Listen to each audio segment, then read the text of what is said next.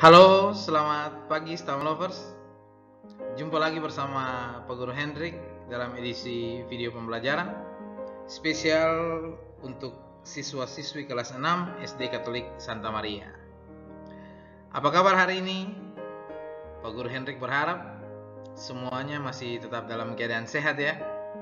Jangan lupa tetap jaga kesehatan, tetap semangat belajar dari rumah, dan selalu mengikuti protokol kesehatan. Nah, sebelum memulai pembelajaran kita di hari ini, Pak Guru Hendrik berharap semoga materi pembelajaran yang disajikan dalam video pembelajaran ini dapat bermanfaat bagi anak-anak, dapat membantu anak-anak selama proses pembelajaran dari rumah. Selamat menyimak video pembelajaran pendidikan lingkungan hidup. Semoga bermanfaat. Terima kasih dan selamat mengikuti. Baik, anak-anak sekalian, materi yang akan kita pelajari di awal semester genap dalam muatan pelajaran pendidikan lingkungan hidup ini adalah tentang melakukan pemeliharaan lingkungan biotik dan abiotik. Beberapa submateri yang akan kita bahas dalam pembelajaran kali ini adalah tentang lingkungan biotik, kemudian lingkungan abiotik, yang berikut menyenangi keindahan lingkungan serta upaya memelihara lingkungan biotik dan abiotik. Nah, di awal pembelajaran kita kali ini, Pak Guru Hendrik berharap setelah menyimak materi yang disajikan dalam video pembelajaran ini, anak-anak diharapkan dapat memahami apa itu lingkungan biotik, kemudian anak-anak juga dapat memahami apa itu lingkungan abiotik beserta unsur-unsurnya, serta anak-anak juga mampu menganalisis upaya yang dapat kita lakukan untuk memelihara lingkungan, baik lingkungan biotik maupun lingkungan abiotik. Ikuti terus video pembelajaran ini, tetap semangat belajar dari rumah. Terima kasih. Oke anak-anak, kita masuk pada materi pembelajarannya, bab 2, yaitu melakukan pemeliharaan lingkungan biotik dan abiotik.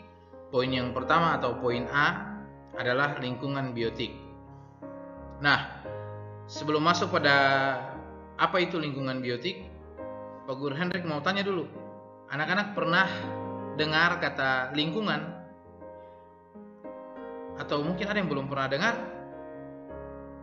Pak Guru Hendrik yakin bahwa kata lingkungan ini bukan lagi hal yang tidak lazim didengar. Ini sudah lumrah. Mungkin setiap hari anak-anak dengar, mungkin pernah juga disebutkan atau dalam kehidupan sehari-hari sering jumpai istilah lingkungan ini. Nah, sebelum mengenal apa itu lingkungan biotik, kita perlu tahu dulu lingkungan itu apa. Seperti itu. Lingkungan adalah daerah di sekitar tempat tinggal makhluk hidup. Jadi daerah-daerah yang ada di sekitar tempat tinggal kita, itu sudah yang kita sebut dengan lingkungan, seperti itu. Komponen dalam lingkungan meliputi makhluk hidup dan makhluk tak hidup atau benda mati, seperti itu. Lingkungan yang terdiri dari makhluk hidup yang ada di bumi, yaitu manusia, hewan, dan tumbuhan, disebut lingkungan biotik. Itu dia pengertiannya. Jadi lingkungan biotik adalah lingkungan yang terdiri dari makhluk hidup yang ada di bumi. Makhluk hidup itu ada apa saja? Ada manusia, ada hewan, ada tumbuhan. Itulah yang disebut dengan lingkungan biotik. Nah, perlu diketahui juga bahwa lingkungan biotik terdiri atas beberapa tingkatan makhluk hidup. Di antaranya ada individu, ada populasi, ada komunitas, dan ada ekosistem. Apa itu individu, populasi, komunitas, dan ekosistem? Untuk lebih jelasnya, ikuti terus video pembelajaran ini. Tetap semangat. Terima kasih.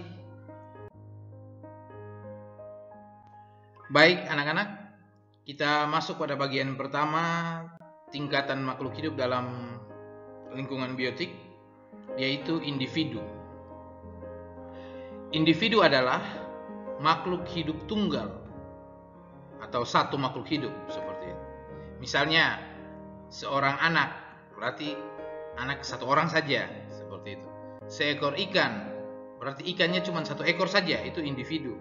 Sebatang pohon, pohon apa saja, pohon pisang kah, pohon kelapa kah, pohon jati kah, satu batang pohon itu berarti individu. Setangkai mawar, satu tangkai bunga mawar, itu individu, dan sebagainya. Jadi makhluk hidup apa saja, manusia, hewan maupun tumbuhan, makhluk hidup tunggal satu saja berarti itu disebut individu. Nah, setiap makhluk hidup memiliki kemampuan untuk beradaptasi serta mempertahankan hidupnya. Ini sudah kita pelajari di pelajaran sains di semester kemarin tentang adaptasi. Anak-anak masih ingat pengertian dari adaptasi? Atau jangan-jangan sudah lupa, libur terlalu lama jadi? Ya, hal-hal seperti itu yang mendasar seperti itu harus diingat. Adaptasi adalah kemampuan makhluk hidup untuk menyesuaikan diri dengan lingkungan tempat hidupnya, seperti itu.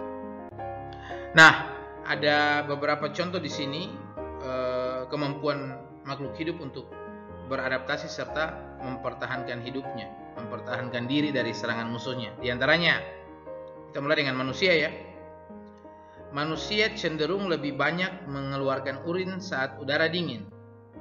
Biasanya saat musim hujan atau udara lagi dingin, cuaca lagi dingin, itu biasanya manusia sering ke toilet, buang air kecil, seperti itu. Itu contoh manusia beradaptasi dengan lingkungan. Contoh yang lain, misalnya hewan cumi-cumi mengeluarkan cairan hitam seperti tinta di dalam air jika diserang oleh musuhnya, seperti itu. Ini juga sudah pernah kita pelajari di mata pelajaran IPA. Jadi biasanya kalau hewan cumi-cumi merasa terancam dari serangan musuhnya, dia mengeluarkan cairan hitam seperti tinta di dalam air, seperti itu. Bisa anak-anak lihat juga dalam gambar yang ada dalam tayangan video ini. Kemudian contoh tumbuhan misalnya, tanaman kaktus dan mawar memiliki duri atau duri untuk melindungi diri dari musuhnya. Anak-anak pernah lihat tanaman kaktus dan mawar? Kalau belum pernah lihat, boleh lihat di tayangan video ini. Pak Guru Hendrik yakin anak-anak juga pasti sudah sering lihat tanaman kaktus atau bunga mawar atau lidah buaya, itu biasanya punya duri. Fungsi dari duri itu adalah untuk melindungi diri tumbuhan itu dari serangan musuhnya, seperti itu. Kemudian contoh yang lain yang dapat anak-anak lihat dalam tayangan video ini, ada gambar burung kolibri dan kupu-kupu. Nah, burung kolibri dan kupu-kupu ini mampu menghisap nektar yang terdapat di dasar bunga. Nektar itu apa?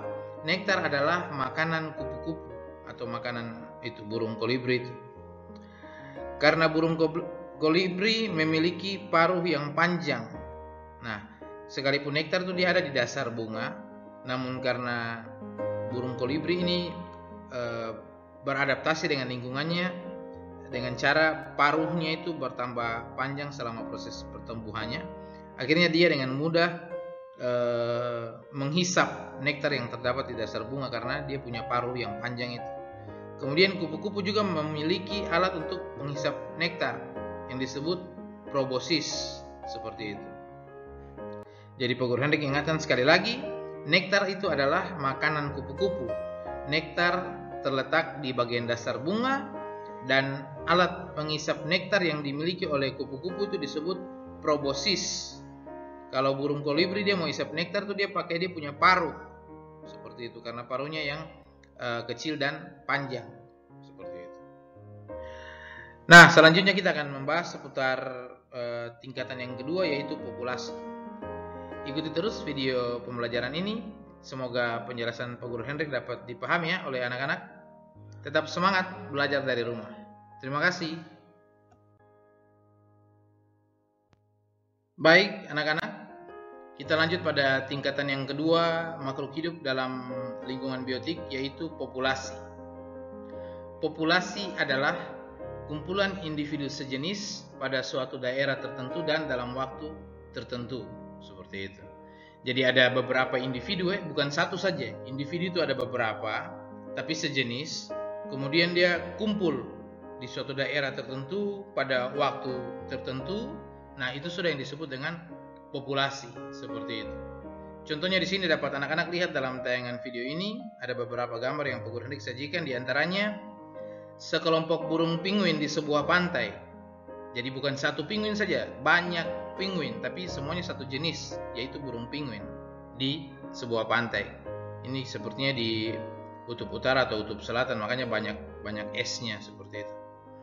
Kemudian ratusan pohon bakau di sebuah hutan. Nah, anak-anak kalau pernah jalan ke wisata hutan mangrove yang di Pomako sana itu, nah itu contoh populasi pohon bakau. Jadi di situ ada bukan satu saja individu pohon bakau, bukan, tidak, tapi banyak sekali pohon bakau. Satu jenis pohon yaitu pohon bakau atau mangrove, atau dalam bahasa daerah di sini kita biasa kenal mangi-mangi itu. Nah, itu banyak sekali pohon mangi-mangi di sebuah hutan seperti itu. Itu populasi pohon bakau atau pohon mangrove. Kemudian contoh populasi yang ketiga, banyaknya orang yang berbelanja di pasar pada pagi hari. Nah, biasanya kalau kita pergi di pasar itu banyak sekali satu jenis makhluk hidup, yaitu manusia. Manusia itu banyak di situ. Ada yang lain-lain juga, tapi lebih banyak manusianya daripada hewan maupun tumbuhan di pasar seperti itu. Itu adalah contoh dari populasi. Nah, perlu diketahui juga oleh anak-anak bahwa tingkat pertumbuhan populasi berbeda-beda karena dipengaruhi oleh beberapa faktor, diantaranya bencana alam, faktor kelahiran, faktor kematian, serta ulah manusia. Mengapa demikian? Pak Guru Henrik kasih contoh, misalnya bencana alam. Banyak sekali pohon mangrove yang ada di tepi pantai biasanya. Tapi kalau misalnya terjadi bencana alam seperti tsunami, berarti bisa jadi banyak pohon bakau itu bisa rusak akibat arus dari tsunami, bencana tsunami itu seperti itu. Kemudian faktor kelahiran, semakin banyak populasi di suatu daerah, berarti semakin besar pula tingkat kelahirannya. Jadi banyak orang yang lahir dalam 1 tahun misalnya, atau dalam waktu tertentu, berarti akibatnya akan berpengaruh juga ke jumlah populasinya semakin banyak seperti itu. Bukan saja manusia ya, hewan juga seperti itu. Kemudian faktor kematian, semakin banyak makhluk hidup yang mati, berarti semakin berkurang juga jumlah pertumbuhan populasi di daerah tersebut. Ulah manusia, nah seperti ini, penebangan hutan secara liar atau pembakaran hutan secara sembarangan itu mengakibatkan populasi pohon, misalnya pohon jati di hutan itu menjadi berkurang karena ulah manusia, penebangan liar, ladang berpindah, dan sebagainya. Seperti itu penjelasan seputar faktor-faktor yang mempengaruhi tingkat pertumbuhan populasi. Kita lanjut pada poin yang ketiga, tingkatan makhluk hidup dalam lingkungan biotik, yaitu komunitas. Apa itu komunitas? Seperti apa contohnya? Ikuti terus video pembelajaran ini. Tetap semangat. Terima kasih. Oke anak-anak, kita lanjut pada bagian yang ketiga, tingkatan makhluk hidup dalam lingkungan biotik, yaitu komunitas. Komunitas yang dimaksudkan di sini adalah kumpulan berbagai populasi yang hidup pada suatu daerah tertentu dan dalam waktu tertentu, seperti itu. Jadi tadi kumpulan individu itu namanya populasi, sekarang kumpulan populasi itu namanya komunitas, seperti itu. Ada beberapa contoh yang Pak Guru Henrik sajikan dalam tayangan video ini, diantaranya komunitas terumbu karang. Jadi dalam terumbu karang itu ada beberapa populasi, misalnya populasi ikan populasi yang sejenis ya, kemudian populasi cumi-cumi, kemudian ada populasi lumut misalnya, atau kura-kura, seperti itu. Kemudian komunitas padang pasir itu ada beberapa populasi, diantaranya seperti musafir ini para penggembala, peziarah, seperti itu, orang-orang yang berkelana di padang pasir, padang gurun. Kemudian ada populasi unta. Tahu unta atau tidak? Hewan yang berleher panjang itu. Kemudian ada populasi tumbuhan xerophyte. Masih ingat tumbuhan xerophyte? jenis tumbuhan yang hidup di daerah kering seperti itu. Dalam tayangan video ini bisa anak-anak lihat itu gambar pertama itu komunitas padang pasir. Kemudian gambar kedua itu komunitas terumbu karang, dan yang di samping ini komunitas air tawar. Jadi ada ikan mujair, kemudian ada teratai, ada hewan amfibi seperti katak atau buaya seperti itu. Nah, itu adalah bagian-bagian dari sebuah komunitas, contoh dari komunitas. Kita lanjut pada bagian yang keempat, yaitu ekosistem. Ekosistem ini bukan hal yang baru lagi bagi anak-anak kelas 6, karena sudah pernah kita pelajari sebelumnya. Untuk mengingatkan kembali seperti apa itu ekosistem, apa saja contohnya, ikuti terus video pembelajaran ini. Tetap semangat. Terima kasih. Oke anak-anak, kita masuk pada tingkatan yang keempat dalam lingkungan biotik, yaitu ekosistem. Ekosistem adalah hubungan timbal balik antar makhluk hidup dengan lingkungan tempat hidupnya. Komponen biotik dalam ekosistem mencakup individu, populasi, dan komunitas. Jadi ketiga tingkatan tadi itu semuanya masuk dalam bagian yang disebut ekosistem seperti itu. Nah, hasil interaksi atau hubungan timbal balik antara makhluk hidup dengan lingkungannya dalam setiap ekosistem adalah terbentuknya rantai makanan dan jaring-jaring makanan. Materi seputar rantai makanan dan jaring-jaring makanan sebenarnya sudah pernah kita bahas di semester lalu ataupun di kelas sebelumnya. Namun Pak Guru Hendrik akan jelaskan lagi. Susunan sebuah rantai makanan terdiri dari produsen, kemudian konsumen pertama, konsumen kedua, bisa jadi juga konsumen ketiga, kemudian yang terakhir adalah pengurai. Nah, dalam hal ini anak-anak bisa lihat dalam tayangan video ini ada gambar sebuah ekosistem, berarti gabungan ketiga tingkatan tadi, ketiga komponen biotik tadi itu ada individu, populasi, komunitas, semuanya dalam satu lingkungan. Mereka saling berinteraksi, ada hubungan timbal balik antar makhluk hidup tersebut dengan lingkungan tempat hidupnya. Kemudian di sini juga ada rantai makanan. Rantai makanan misalnya produsen itu rumput, biasanya tumbuhan berperan sebagai produsen. Kemudian ada konsumen satu, di sini ada tikus yang makan rumput. Setelah itu ular memakan tikus, berarti ular dia masuk dalam konsumen kedua. Kemudian burung elang makan ular, burung elang ini dia masuk pada konsumen ketiga. Sementara nanti saat burung elang dia mati, dia membusuk karena diurai oleh bakteri, jamur dan segala macamnya. Ya, jamur atau bakteri itu disebut sebagai pengurai seperti itu. Bisa anak-anak juga lihat dalam contoh rantai makanan pada gambar yang di atas seperti itu. Sekian untuk materi seputar lingkungan biotik. Kita lanjut pada lingkungan abiotik. Tetap semangat ikuti video pembelajarannya. Terima kasih. Halo Stama Lovers, kita lanjut pada bagian yang kedua atau bagian B, yaitu lingkungan abiotik.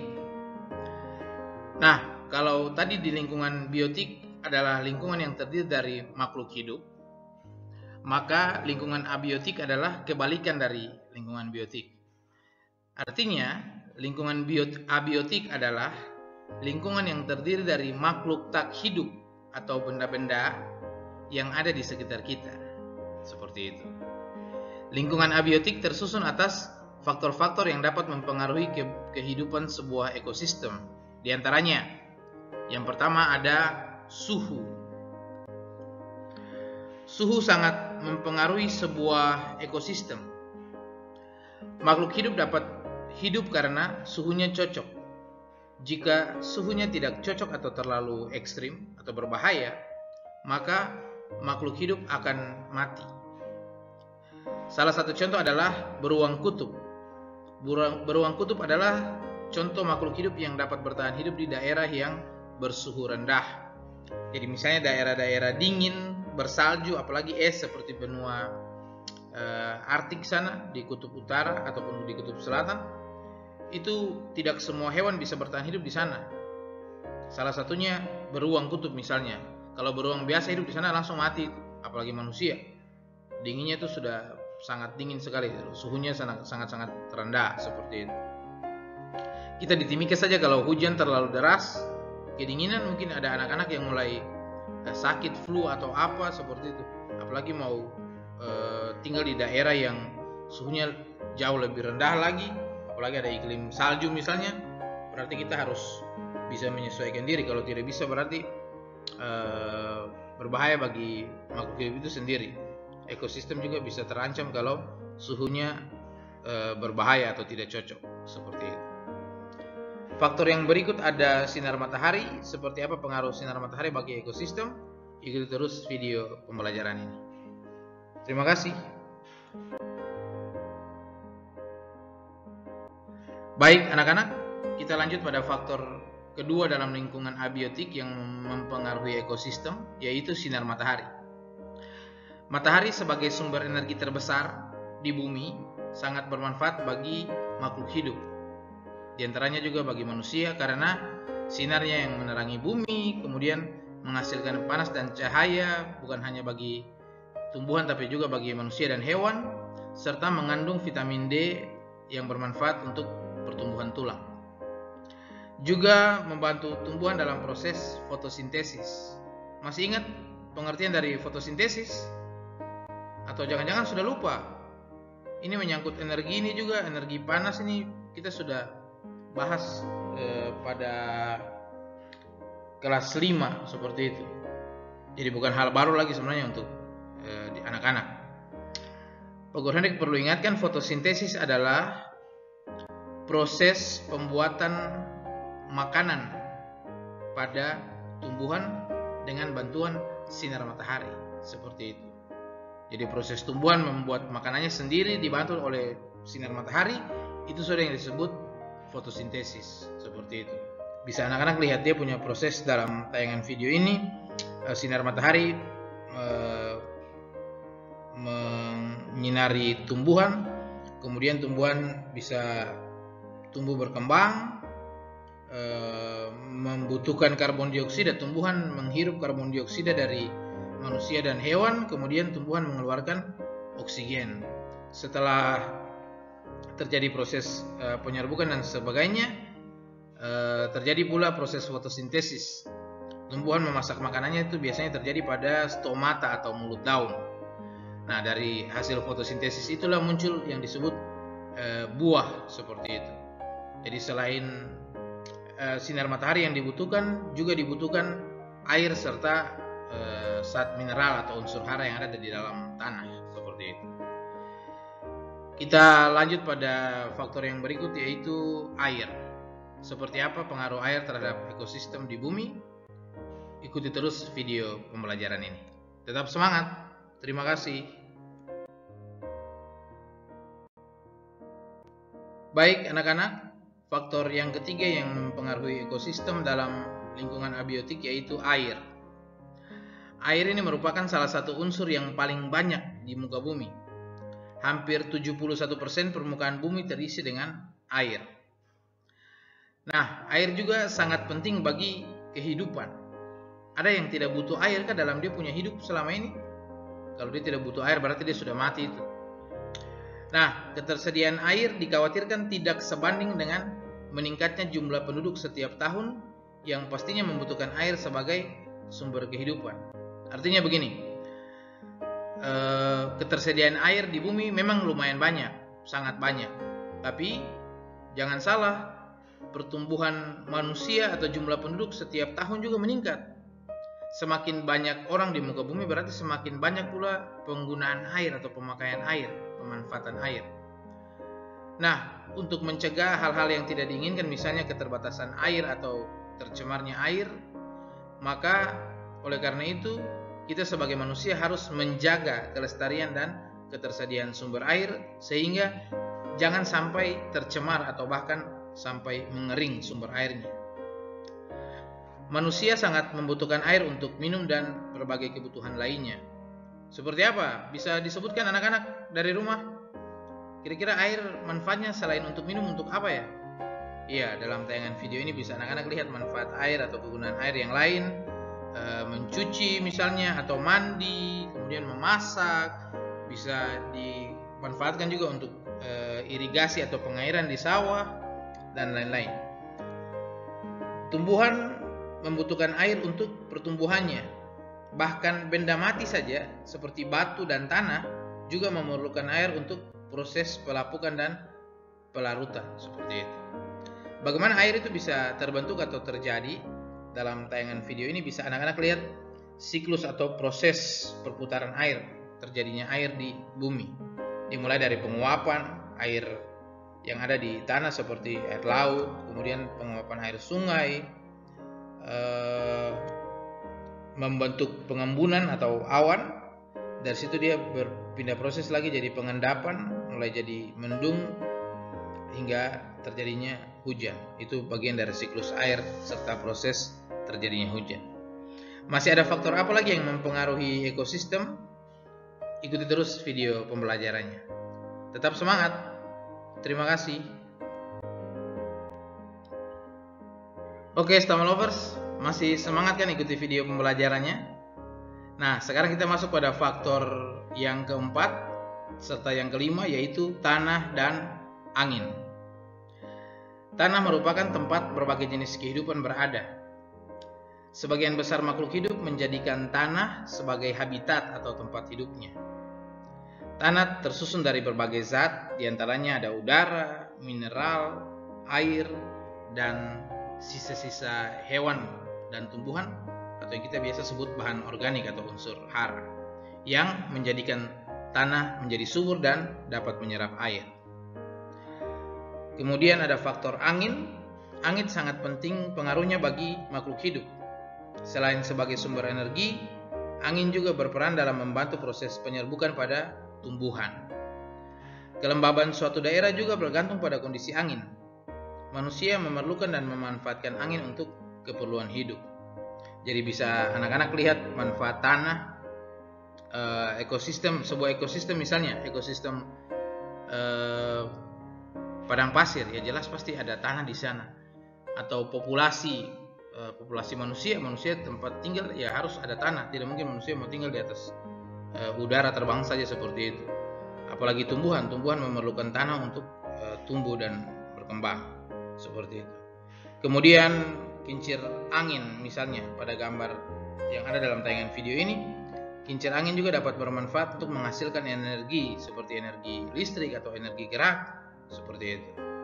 Jadi tanah dan angin juga ikut mempengaruhi ekosistem dalam suatu lingkungan abiotik. Apa yang terjadi jika faktor-faktor yang ada dapat merusak ekosistem? Atau mungkin ada ulah-ulah manusia, perbuatan manusia yang dapat merusak ekosistem? Apa akibatnya bagi makhluk hidup? Simak terus video pembelajaran ini. Tetap semangat. Terima kasih. Nah, anak-anak, perlu diketahui bahwa kerusakan dan pencemaran akan mempengaruhi kehidupan makhluk hidup secara keseluruhan. Beberapa kebutuhan manusia yang berkaitan dengan lingkungan harus dilakukan secara bijak. Eksploitasi terhadap lingkungan juga dapat menyebabkan rusaknya ekosistem dan berdampak negatif bagi mutu kehidupan kita. Artinya begini, bisa anak-anak lihat dalam tayangan video ini ada gambar di situ menunjukkan bahwa banyak sekali aktivitas dalam kehidupan yang dapat menyebabkan kerusakan dan pencemaran lingkungan. Di antaranya bisa anak-anak lihat pembuangan limbah pabrik ke sungai atau ke laut. Otomatis ekosistem atau biota laut itu akan rusak, mati. Kemudian polusi udara yang disebabkan oleh asap-asap perusahaan, pesawat terbang atau kendaraan bermotor itu juga dapat mengganggu kesehatan manusia dalam hal pernapasan. Pembangunan gedung-gedung pencakar langit secara berlebihan, kemudian pembangunan perumahan secara besar-besaran dengan mengorbankan hutan, itu juga sangat berpengaruh bagi kelangsungan ekosistem yang ada di hutan. Juga terkait pembuangan sampah dan penebangan hutan secara sembarangan, ini juga sangat berpengaruh bagi kelangsungan ekosistem, dapat menyebabkan kurangnya oksigen, polusi udara, dan lain-lain. Nah, berkaitan dengan hal ini, manusia boleh saja mengeksploitasi atau mengambil hasil dari alam atau lingkungan yang tersedia. Namun, tidak boleh mengambilnya secara berlebihan. Harus dilakukan dengan bijak. Misalnya seperti pemanfaatan jaring atau alat pancing untuk menangkap ikan di laut. Cukup gunakan alat-alat sederhana seperti itu saja. Jangan sampai menggunakan bom atau pukat harimau, karena itu juga dapat merusak biota laut seperti itu. Demikian halnya untuk pembuatan sawah, kebun atau ladang, itu pun harus memanfaatkan hutan dengan baik. Jangan sampai memakai sistem ladang berpindah sehingga pohon selalu ditebang setiap kali buat kebun atau buat ladang seperti itu. Nah, oleh karena itu, kelangsungan kehidupan lingkungan biotik dan kelestarian lingkungan abiotik harus dijaga dengan sebaik-baiknya. Siapa yang menjaga? Kalau bukan kita, ya siapa lagi? Kita juga harus memelihara keseimbangan kehidupan dengan menjaga ekosistem yang ada saat ini. Mengapa saat ini? Karena kalau bukan sekarang, kapan lagi? Seperti itu. Jadi hal-hal sederhana saja yang dapat kita lakukan untuk menjaga keseimbangan kehidupan, menjaga ekosistem atau menjaga kelestarian lingkungan, seperti misalnya membuang sampah pada tempatnya, membersihkan lingkungan secara rutin, tidak membuang limbah pabrik ke sungai, mengadakan penghijauan atau reboisasi, penanaman kembali hutan-hutan yang telah gundul. Dapat juga kita lakukan dengan membuat taman atau mengisi lahan-lahan kosong dengan menanam tanaman seperti itu. Nah, seperti apa kita menyikapi atau kita merasa penting dengan lingkungan yang ada di sekitar kita? Simak terus video pembelajaran ini. Tetap semangat. Terima kasih. Baik anak-anak, kita lanjut pada poin yang ketiga atau poin C, yaitu tentang menyenangi keindahan lingkungan. Kalau kita punya lingkungan indah, itu anak-anak senang atau tidak? Suka atau tidak? Atau lebih suka, lebih nyaman kalau lingkungannya kotor ya? Ya, Pak Guru Hendrik yakin bahwa anak-anak semua pasti merasa senang, nyaman apabila lingkungan yang kita tempati benar-benar bersih, asri, dan indah.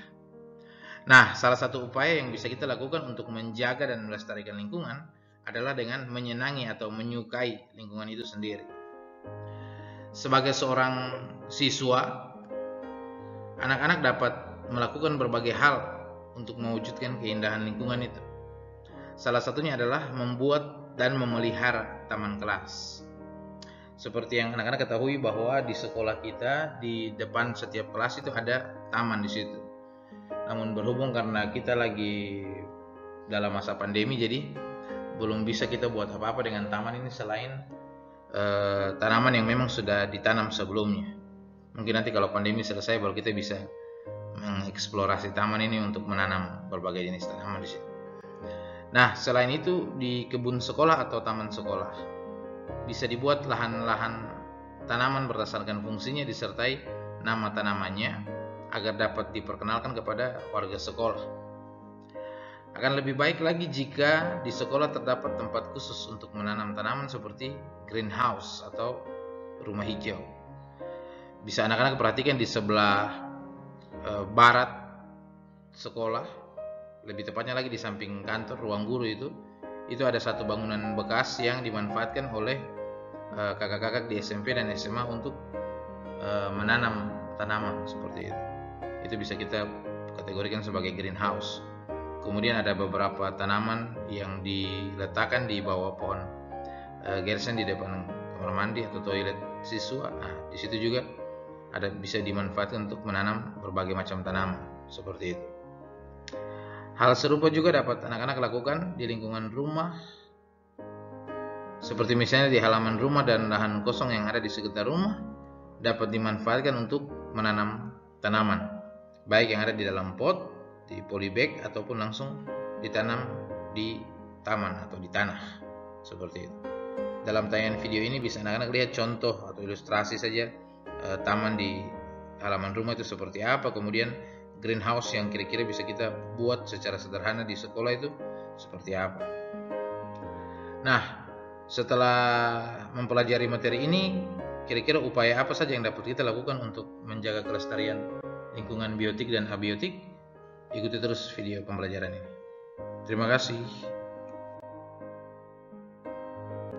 Oke anak-anak, kita masuk pada bagian yang keempat atau poin D, yaitu upaya memelihara lingkungan biotik dan abiotik.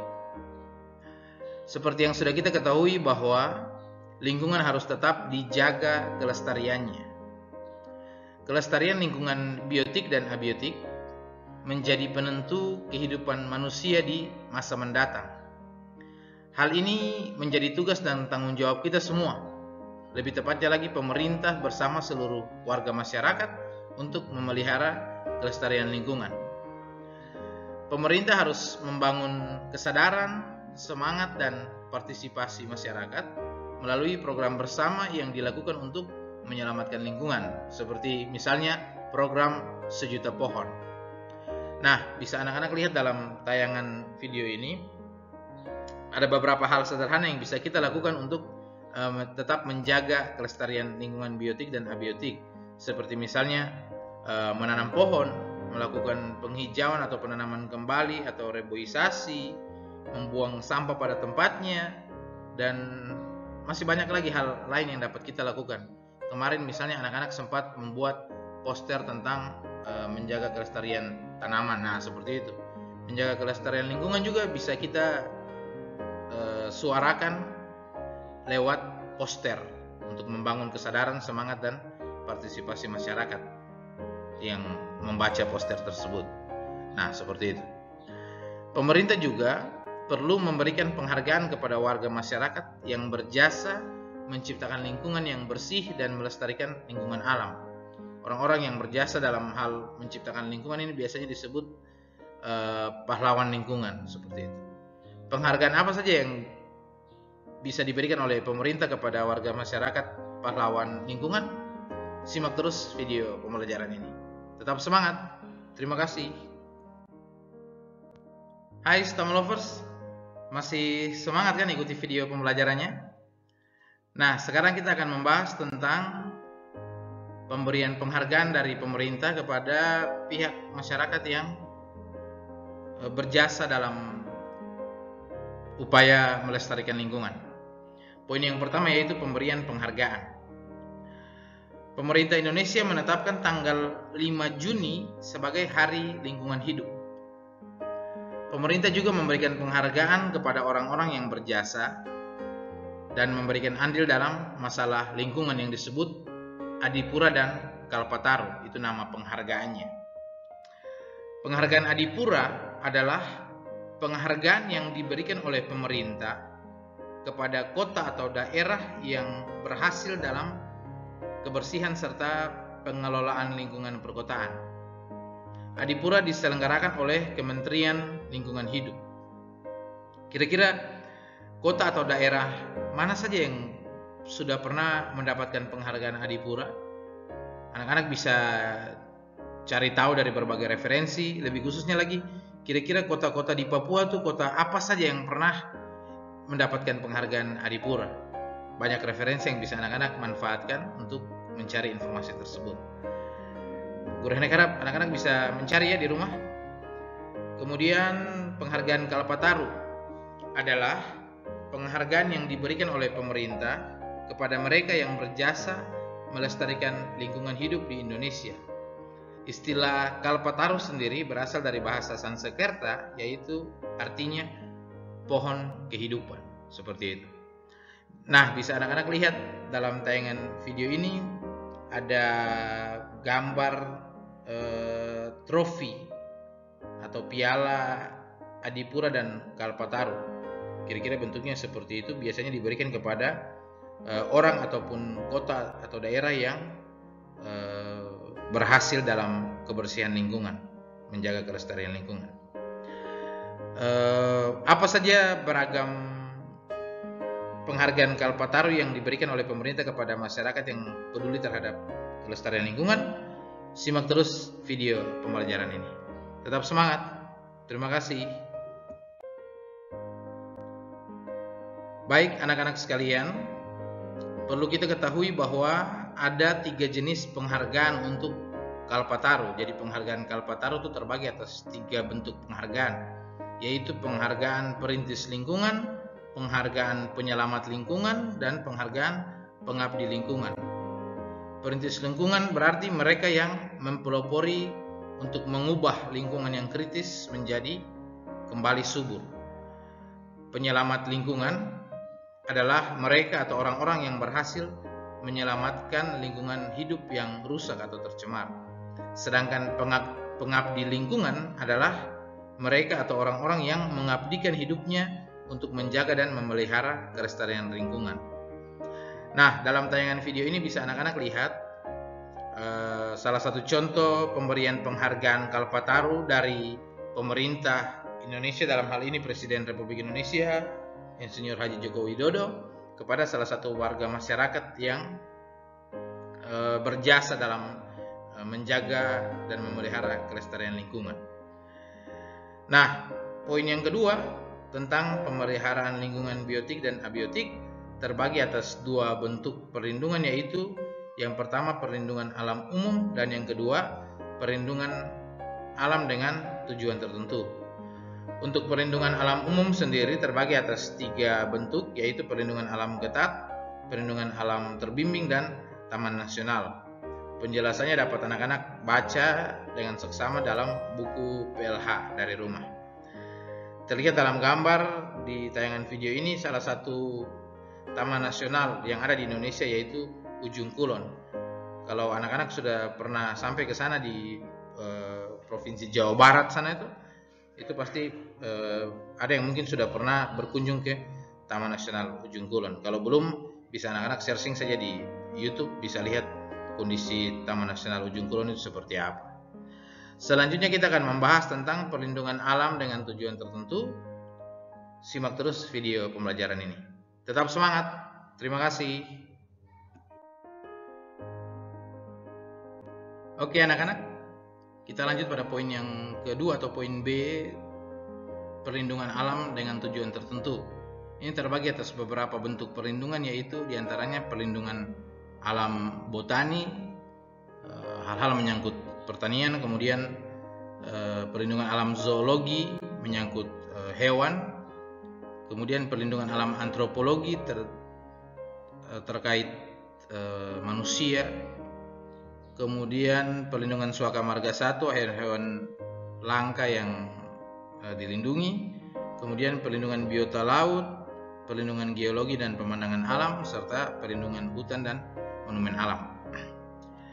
Bisa anak-anak simak dalam bacaan yang ada di buku PLH dari rumah masing-masing. Berikut ini Pak Guru Hendrik sampaikan secara garis besar seputar perlindungan alam botani. Bisa anak-anak lihat contohnya di Kebun Raya Bogor yang ada rusa-rusanya, itu contoh perlindungan alam botani. Kemudian perlindungan alam zoologi ada seperti kebun binatang, itu ada banyak hewan-hewan langka yang dipelihara di sana.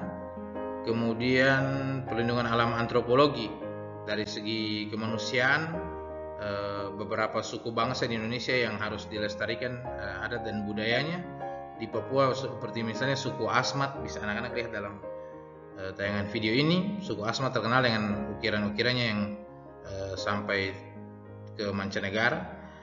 Kemudian perlindungan alam suaka marga satwa, hewan-hewan yang terancam punah seperti orangutan, harimau Sumatera, dan lain-lain.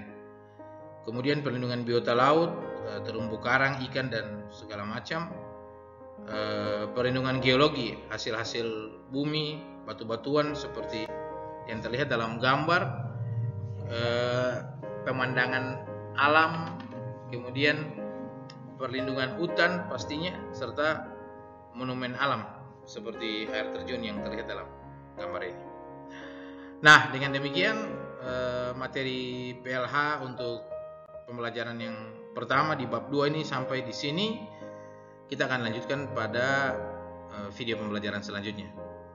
Pak Guru Hendrik berharap semoga penjelasan disertai media gambar yang disajikan dalam video pembelajaran ini dapat bermanfaat bagi anak-anak ya. Penjelasannya mohon disimak dengan baik.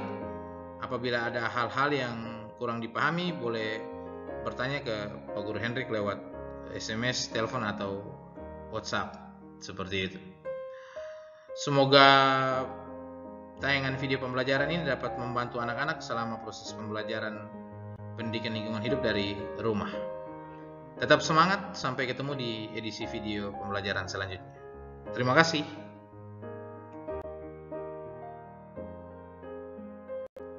Baik anak-anak sekalian, sekian video pembelajaran pendidikan lingkungan hidup edisi hari ini, spesial untuk siswa-siswi kelas 6 SD Katolik Santa Maria.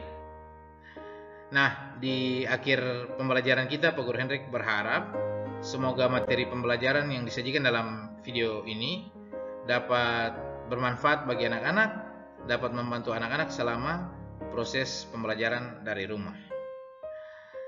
Tak ada gading yang tak retak. Jadi Pak Guru Hendrik mohon maaf apabila dalam tayangan video pembelajaran ini ada hal-hal yang kurang berkenan, kurang jelas, atau kurang mudah dipahami oleh anak-anak. Pak Guru Hendrik mohon maaf ya. Apabila ada hal-hal yang perlu ditanyakan, silakan menghubungi Pak Guru Hendrik. Akhir kata, terima kasih atas partisipasi anak-anak sekalian. Selamat belajar, semoga bermanfaat dan sampai jumpa.